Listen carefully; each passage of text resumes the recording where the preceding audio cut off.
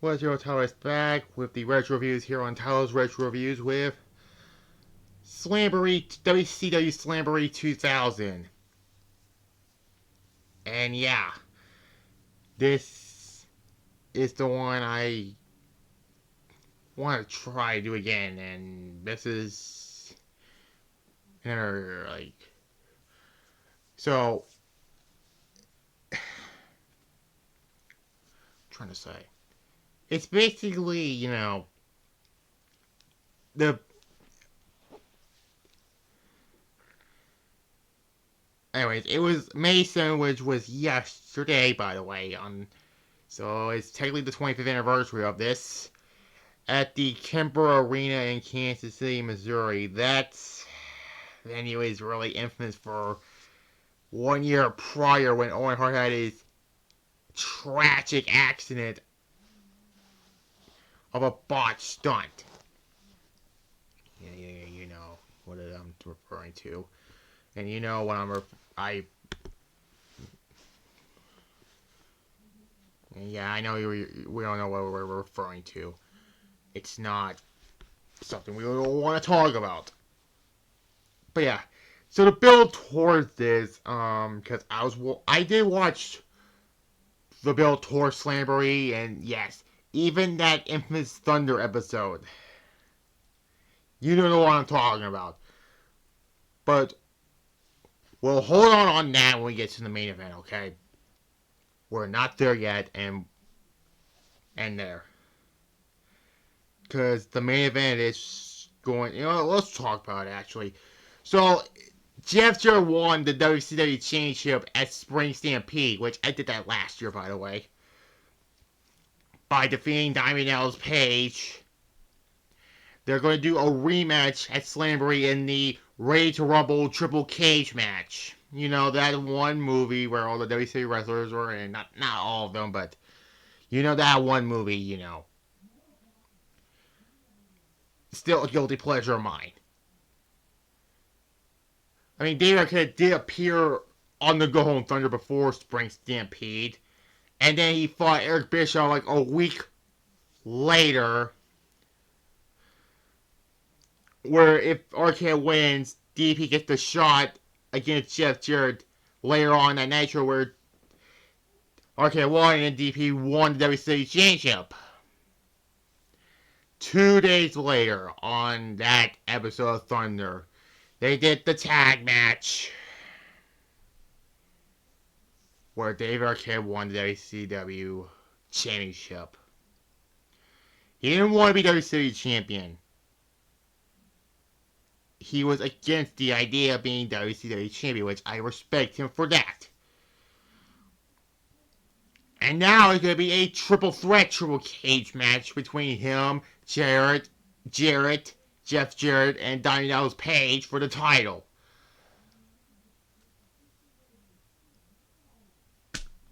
And then on the final Thunder before this, they did a fucking battle royal, which they recapped that. That was won by Ric Flair, with the winner of that will face the WCW champion at the next pay-per-view, which we'll get to that by June. Just the Great American Bash, but that Ric Flair did get his title shot, but not at the Great American Bash. Which that was also the last appearance of Macho Man Randy Savage. But yeah.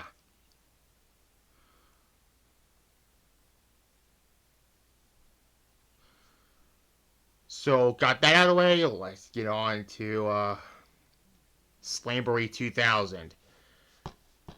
Is on the same boat as Spring Stampede as not as shitty, but wait till we get the Great American Bash next month.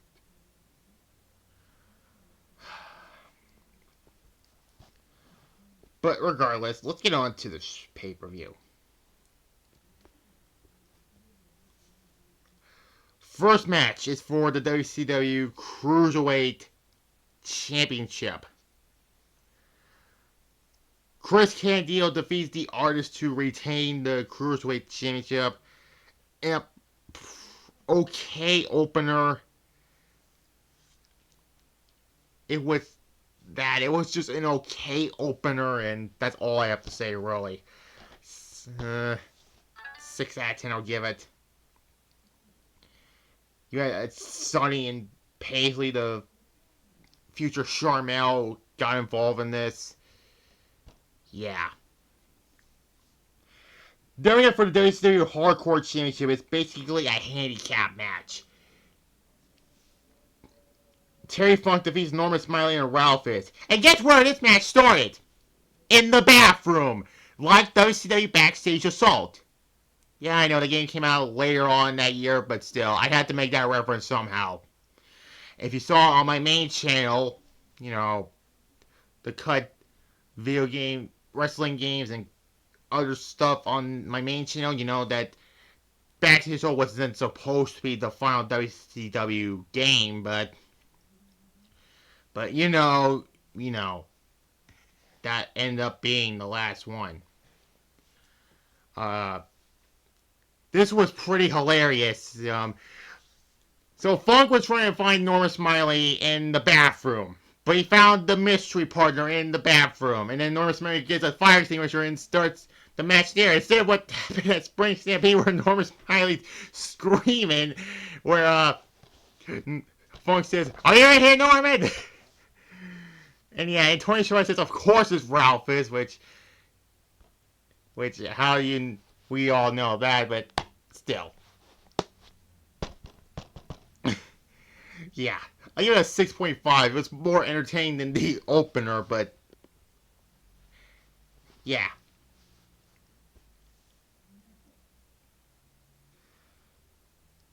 Anyways, then we got Shawn Stasiak defeating Kurt Hennig in a match. This might have been Hennig's last WCW pay-per-view match. I give it a 4 out of 10, just being generous. And Shawn Stasiak was called the perfect one. Again, this whole New Blood, like, the idea of them ripping off other previous gimmicks. We'll get another one after this. Like, let's see here. 2 matches after this. Next one. For the WCW United States Championship, Scott Steiner defeats, well, Hugh Morris comes out and says, "Don't call me by that name, Hugh Morris. You call me by my real name, Hugh G. Rection, or General Rection," if you, again, another reference to Backstage Assault. You tell that the Vince Russo idea. So Scott Steiner defeats General Rection to retain the United States Championship by submission. It was a decent match. This was supposed, I think it was originally supposed to be, yeah, it was supposed to be Steiner versus Booker T, but that did not happen. And we wouldn't get a Booker Scott match again until Halloween Havoc. Maybe later on in October I will talk about that. Still, it was okay. I get a 5 out of 10, you know, there's that.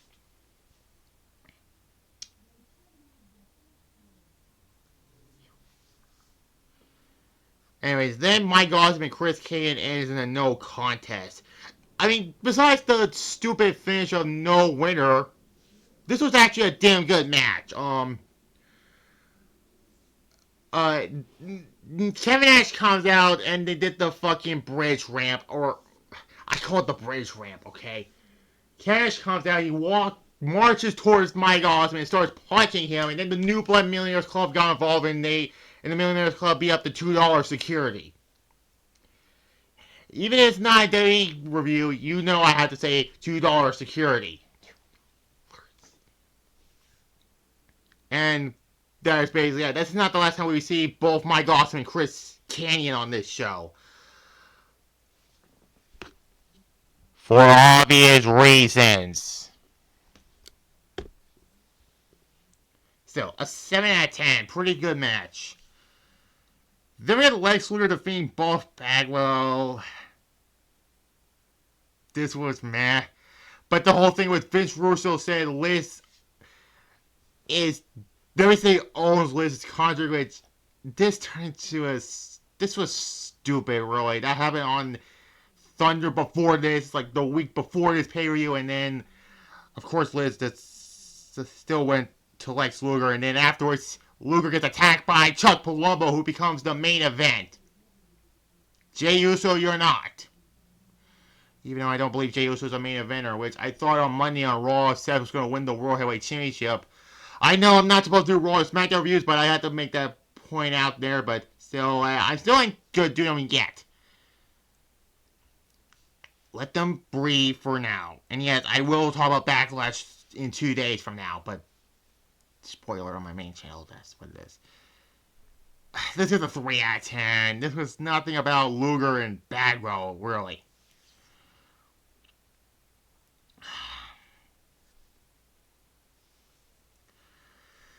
Shane Douglas defeats Ric Flair. A match, mostly with Shane Douglas' match to get, really.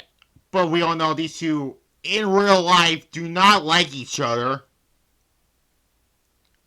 And I am no fan of Shane Douglas whatsoever. I think he sucks, really. And Ric Flair, by the way, is the number one contender. He loses to fucking Shane Douglas. Because there's a guy in a fucking stain mask attacks Ric Flair. And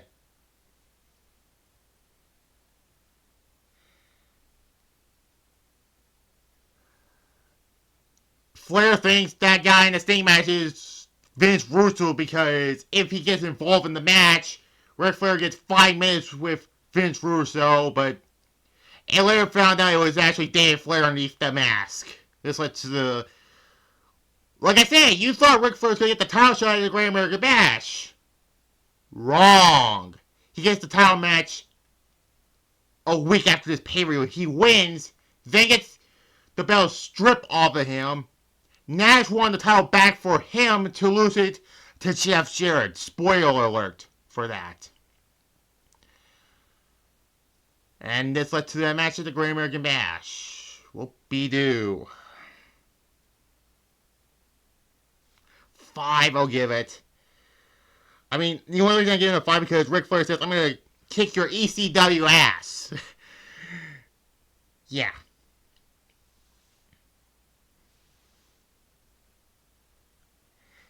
And then they do the 5 minutes, and then Nash comes out again, and then he's hitting the family jewels by Daphne.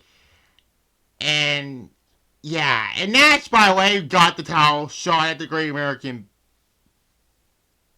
Well, hold on that. Hold on that.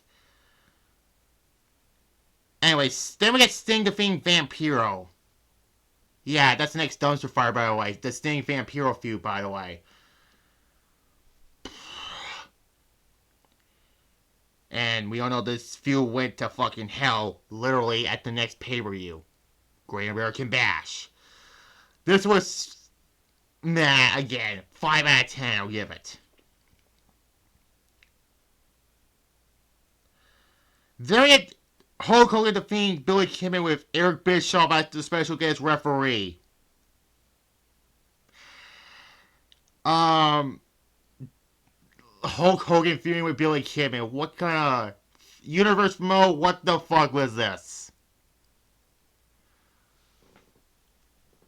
Yeah, this is like towards the end of Hogan and WCW, where we all know where that led to. Bash at the Beach. That was like 2 years ago on this channel. I talked about Bash at the Beach 2000.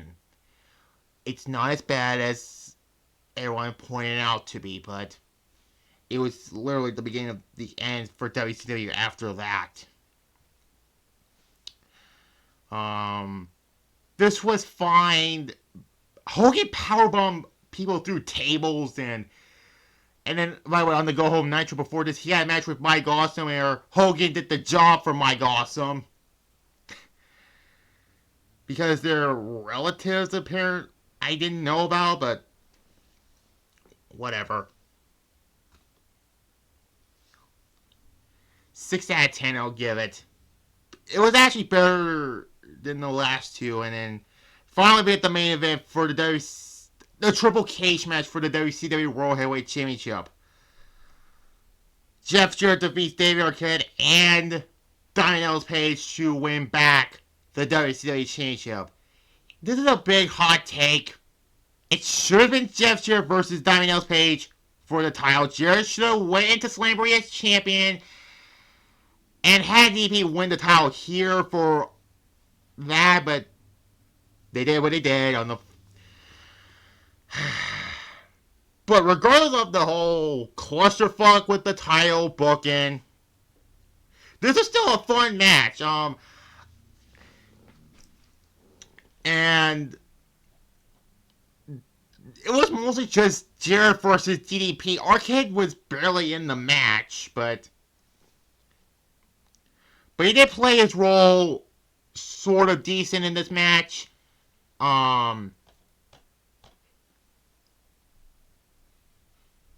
Jarrett and DP went through the second cage. They call it Hardcore Hell, by the way. And then Mike Awesome gets involved. And the finish him and Arcade hits. He thought he was going to hit Jeff Jarrett with the guitar, but no. Swerve hits DP with the guitar, and Jarrett hits him with the guitar also, and Jarrett grabs the belt. And Tony Schiavone says it's the ultimate swerve. And Jeff Jarrett regains the WCW Championship. 8 out of 10, match of the night. But however, Mike Awesome was going to awesome bomb DP on the cage, but Kane comes in to save the day. And then Mike Awesome hurls Kane off the first cage onto that bridge ramp. And like I said before, this event took place in the Kemper Arena, the same place that Owen Hart had his tragic accident. That was not a good call for WCW to do that. If you want more about that, I did Mike Awesome Disastrous WCW run on my main channel on that. Overall, Slamboree 2000, it was better than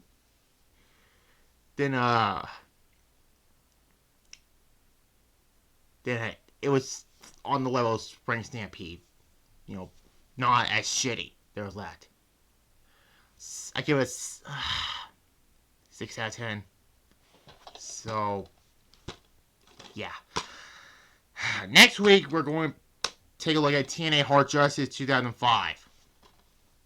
And coincidence on the 20th anniversary of that. Regardless, I'll do my Backlash review on Saturday and Sunday. Yeah, I'll do the SpongeBob Battle or Lights, Camera, Pants review also.